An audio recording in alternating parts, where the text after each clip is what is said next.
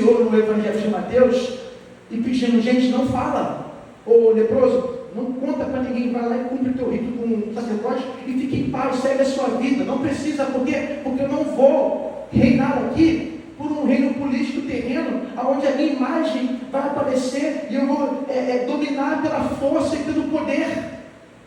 Não, eu vou reinar de outra forma. Eu não vou reinar no mundo externo, de visível aparência, eu vou reinar no mundo interior de cada um que eu conquistar pela minha graça, pela minha morte e ressurreição. Jesus já está reinando, irmãos. Amém ou não? O reino dele já está em movimento, já está se manifestando, está se expandindo. Mas não é um reino de visível aparência. Desprezível e que as pessoas não querem ir por perto. O convertido se torna cada vez mais parecido com Jesus, porque a fé, como nós falamos semana passada, não é um meio de obter coisas de Deus, mas é um meio de se parecer mais com Jesus, e se parecendo mais com Ele, nós descobrimos que o nosso Deus é tão bondoso e tão gracioso, que Ele não nos deixa faltar nada em nenhum momento. Ele nos dá, às vezes, muitas vezes, infinitamente mais do que pedimos ou pensamos, porque Ele é bom. Nós andamos e vivemos pela graça, e vivendo na graça, confiamos nele, confiamos no suprimento, no milagre, na provisão, mas a fé é muito mais. A fé é para nós nos tornarmos mais semelhantes ao nosso Salvador. O que vai acontecer com essa pessoa convertida? Ela agora vai se tornar uma nova pessoa, e uma nova pessoa, sobretudo, tem alegria e gratidão no ato de obedecer a esse Cristo que nos salvou. E Cristo nos dá um mandamento nessa noite. Volta comigo ao texto. Morte e ressurreição, e foram capturados por essa grande obra do Calvário. São a igreja. Não tem Judas. Então, essa indicação para dar essa grande comissão é para todo discípulo. Talvez você está aqui e nos visita e nunca foi discípulo de Jesus. Então você não vai talvez entender essa aplicação para a sua vida, porque você ainda precisa se tornar um discípulo de Jesus. Mas saiba que Cristo morreu na cruz por você. Cristo se entregou para que os seus pecados diante do Pai, do Criador e do justo juiz sejam agora removidos. Mas você precisa crer.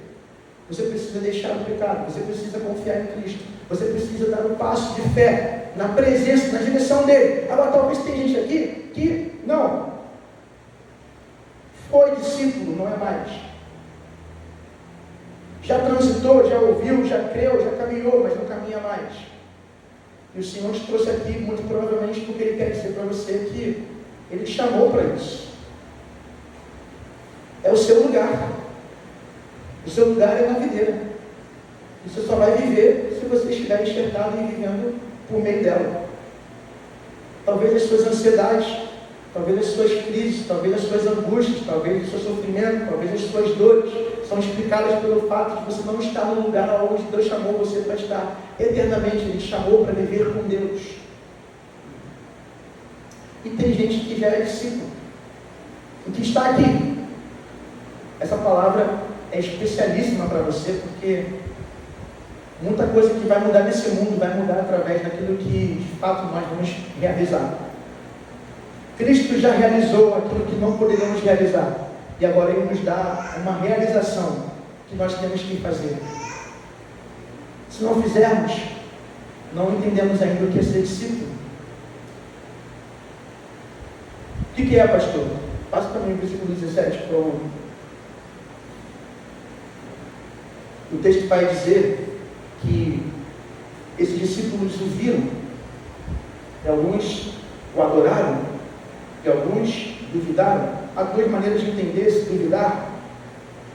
Há teólogos que entendem que foi uma perplexidade tão grande de ver o Senhor ressurreto. Eles viram a crucificação. Eles ficaram assim, cara, foi destruído. Foi uma tortura romana intensa, com coroa de espinho, sangrando por horas, sendo totalmente humilhado. Não, acabou. Mas aí eles veem o Senhor, e o Senhor está agora com as mãos furadas, com os pés furados, com o lado furado, mas agora ele está totalmente sem nenhuma marca, porque os ferimentos foram embora. É interessante que ele foi sepultado. Portanto, quando ele ressuscitou dos mortos, o que aconteceu foi que, de fato, toda a imposição da morte sobre ele foi destruída nele. Quando Pedro vai pregar o Evangelho em Atos 2, ele vai dizer que o salmista Davi, no Salmo 16, ele profetizou sobre o Evangelho e a ressurreição de Cristo, dizendo: o meu santo não me deixará perecer no Hades. Que na verdade a palavra hebraica não é Hades, que Hades é a palavra grega, a palavra hebraica é Sheol, que é a sepultura. Ele não deixará o meu santo na sepultura, e o corpo dele não vai ver corrupção, ou seja, Deus, quando ressuscitou Jesus, não permitiu a decomposição do corpo, não permitiu a consumação da imposição do poder da morte. Então, quando eles olham para Jesus, eles veem, sabe quem? Aquele que derrotou integralmente, totalmente a morte e todo o seu poder nesse mundo. Agora, alguns quando vêm e falam, nem a morte pode parar esse homem. Nós vimos ele acalmar a tempestade, nós vimos ele curar leprosos, nós vimos ele libertar tanta gente. Ele libertou um demoniado gadareno. Ele multiplicou pães para mais de 20 mil pessoas. Ele andou sobre as águas. Ele é tão poderoso, mas agora nós descobrimos que também ele é mais poderoso do que a morte. Ele se entrega para a morte, ele se lança para ser morto, mas ele mesmo levanta e derrota a morte com o seu próprio poder, ou pelo poder do seu Pai, que é um com ele. Quem é esse? Alguns talvez ficaram com dúvida por isso. Falaram, será que é isso mesmo? Ou uma outra tese é, duvidaram mesmo, porque, irmão, tem muito crente que tem dúvida. O problema é que a gente não tem espaço na nossa comunidade para dar ouvidos a quem tem dúvida.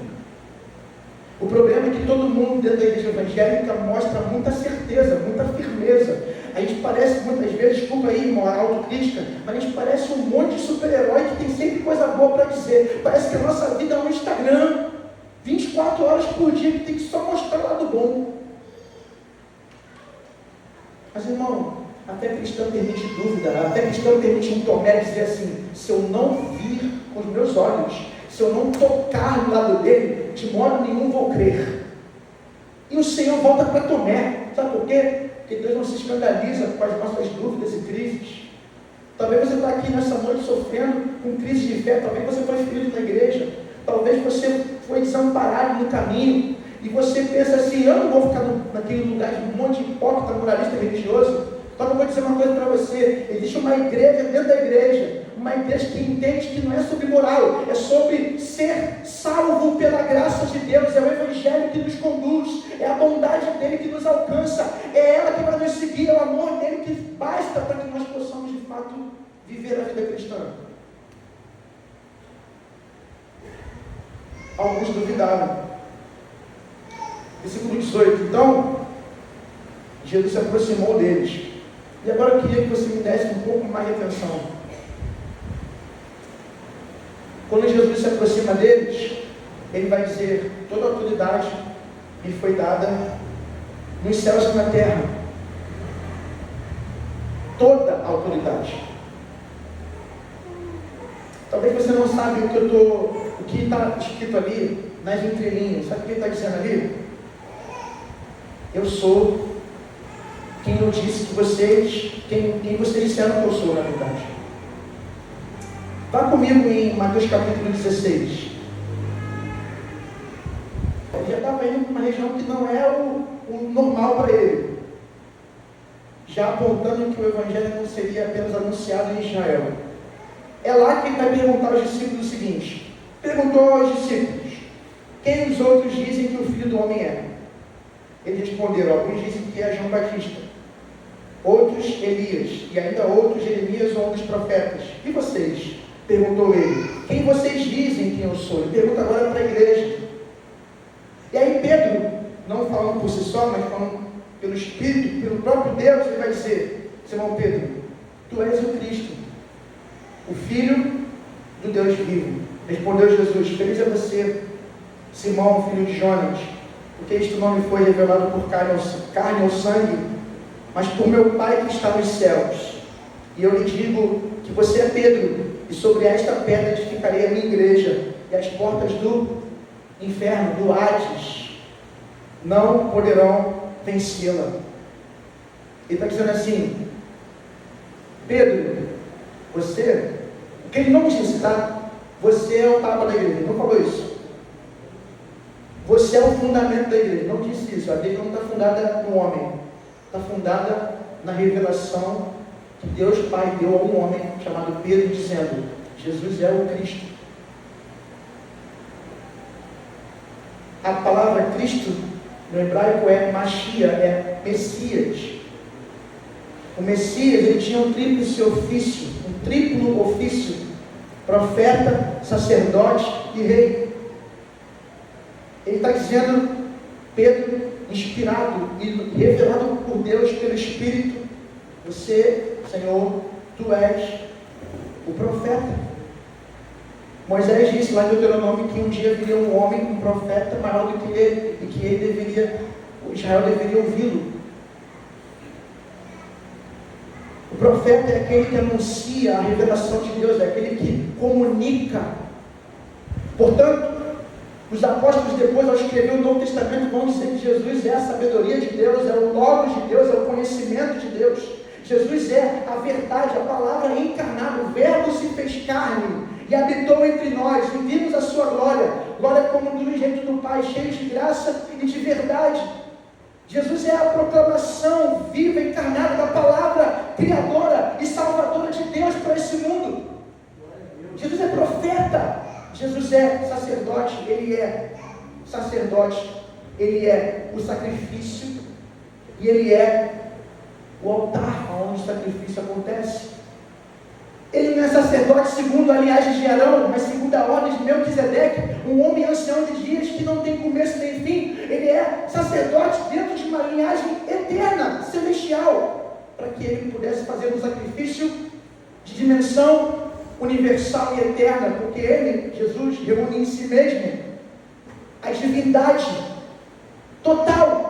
Paulo vai dizer em Colossenses que nele habita corporalmente a plenitude da divindade. Ele é totalmente Deus, mas também totalmente ser humano, como nós. E porque é como nós, pode nos substituir naquela obra que ele fez na cruz e naquele sacrifício por nós, pelo nosso pecado. Mas porque ele é Deus, esse sacrifício tem extensão para todas as gerações, para todo mundo. Amém? Ou não? Mas ele também é rei. E aí que está o ponto.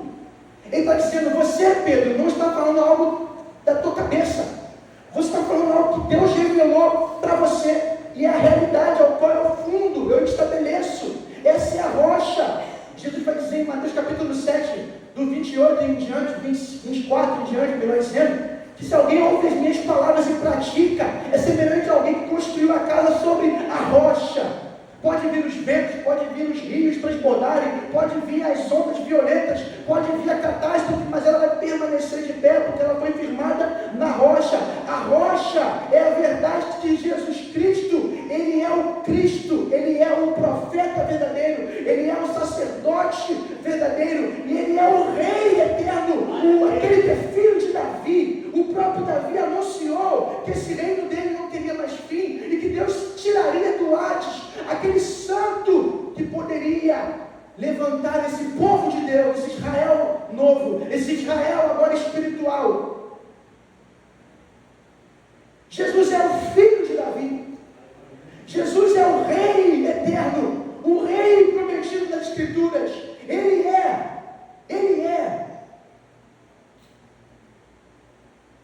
Ele vai edificar sobre esta revelação a igreja é a eclésia, ajuntamento, chamados para fora. Quem é que mora em condomínio? Deixa eu ver rapidinho.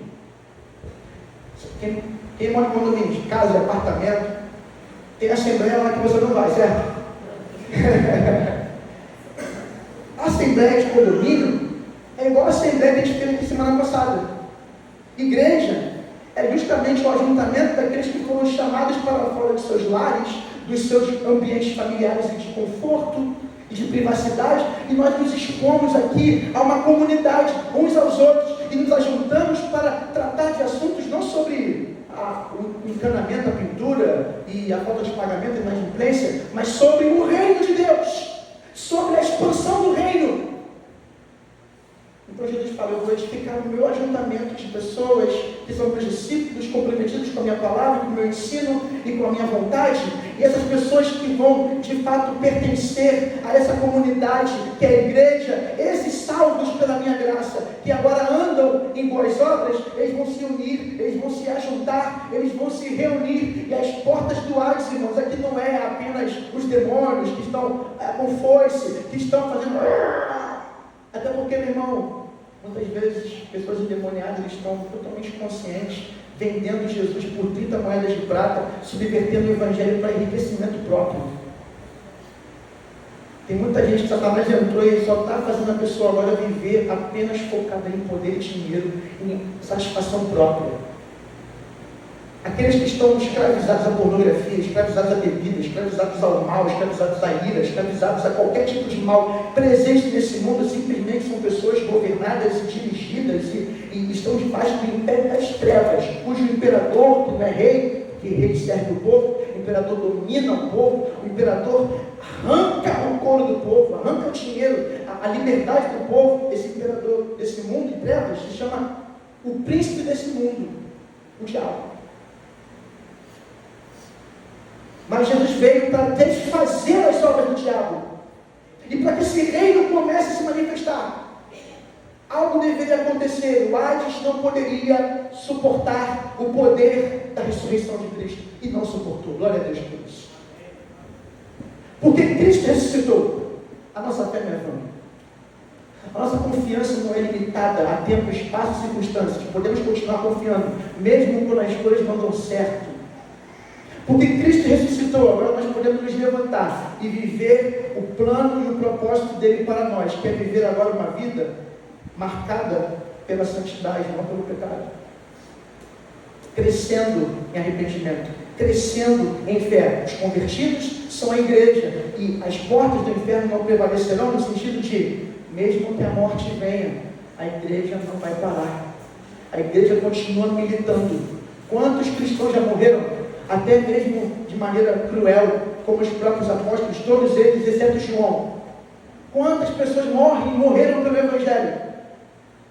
Quantas vezes você está morrendo de modo a negar a si mesmo? Você está tomando a sua cruz, que é a tortura do ego. Muitas vezes você está morrendo, você está se esburrando, você para obedecer está abdicando, você está ficando inadequado, você está ficando menos popular. Você está ficando menos famoso, menos relevante para ser como Jesus. Mas isso a palavra diz, as portas do inferno, seja a morte existencial, física, seja a morte financeira, ou a morte mesmo, como ente, como inimigo último da igreja, de Cristo e do reino de Deus. Essa morte não prevalece, não derrota. Pessoas estão morrendo, mas pessoas estão nascendo. E enquanto pessoas morrem no Evangelho, mas pessoas nascem no Evangelho, a igreja continua sendo a única esperança desse mundo, porque a igreja está unida à verdadeira esperança do mundo, que é Jesus Cristo. Irmão, por favor, abra o seu coração nessa noite. O Senhor está falando com você nessa noite.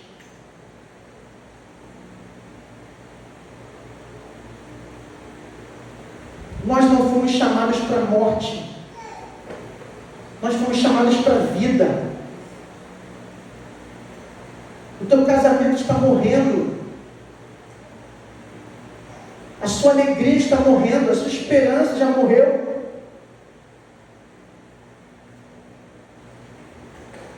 O sofrimento está te esmagando. Ou Senhor falar para você. O rei, que não é o rei político, não é César. O rei, o Messias, o Cristo, que é o rei sofredor, ele promete presença para os seus discípulos no dia da angústia. Meu irmão, tem uma frase que é cultura popular e que é verdadeira, e que muitas vezes nós não traduzimos ela para a nossa realidade. É a frase: ruim com ele, pior sem ele. Já foi em enterro de gente que não é crente? Acabou tudo. No enterro de gente que é crente tem choro, tem lamento, mas tem esperança. Porque Cristo ressuscitou. A nossa esperança está viva. Nós vamos também ressuscitar. Aleluia. Nós não vamos ver o nosso corpo se corromper para sempre. Podemos ser corrompidos e ver a corrupção da carne. Mesmo assim, a promessa é: os mortos em Cristo ressuscitarão. Ressuscitarão. Jesus está declarando para a igreja: eu vou estabelecer a minha igreja, mas primeiro eu preciso derrotar e lançar uma palavra de vitória sobre as portas do inferno. Meu corpo tem que descer a sepultura. Eu preciso chegar até a esboçar, ver a corrupção, a decomposição do corpo, mas eu vou vencer a morte. Aí, quando os discípulos ouvem isso aqui, eles não entendem, mas essa igreja, volta para Mateus 28, é essa igreja que está ouvindo ele dizer o fundamento, o argumento, para que ela cumpra o que ele chamou para ela cumprir. Versículo 18. Então Jesus aproximou-se deles e disse: toda autoridade. Quanta autoridade, irmão? Quanta? Autoridade. Poderíamos trabalhar aqui a ideia de governo. Eu fico vendo os brasileiros disputando aí essas políticas nacionais aí, essas ideologias. Eu tenho compaixão porque eu já fui assim. Eu já fui o treteiro do Facebook, que já é falecido na minha vida. Eu vi no Facebook há uns 5 anos, sei lá. Eu já arrumei confusão por causa do meu ego, do meu orgulho. Eu tenho razão, eu sei mais do que os outros, eu sei mais da política. Irmão, a política no Brasil, ela é uma farsa. O pastor não fala de política, não fala mesmo não. Estou só constatando um fato. O sistema está aí para não funcionar. Existe uma realidade que se impõe sobre nós. Sabe qual é a realidade? A realidade do descaso do poder público. Você sabe o que eu estou falando. Você que mora na Serrinha sabe o que eu estou falando. Eu fui buscar a irmã Janaína e seus filhos na quinta-feira com muita chuva. O pastor passou por um perrengue, furou o pneu. Não é culpa do prefeito furar o pneu, mas é culpa do prefeito, o pastor aqui, trocar o rolamento naquela semana, e 2 dias depois ele caiu num buraco que está cheio de água, não dá para ver, o buraco era imenso. O carro faz assim, ó, dói a alma assim. Aí você lembra que essas ruas são uma obrigação de serem zeladas pela Prefeitura do Rio de Janeiro. Vocês aqui na Serrinha, que moram aqui, eu falo vocês por isso, porque eu não moro aqui, mas vocês vivem na paz do Senhor, né? Glória a Deus, né?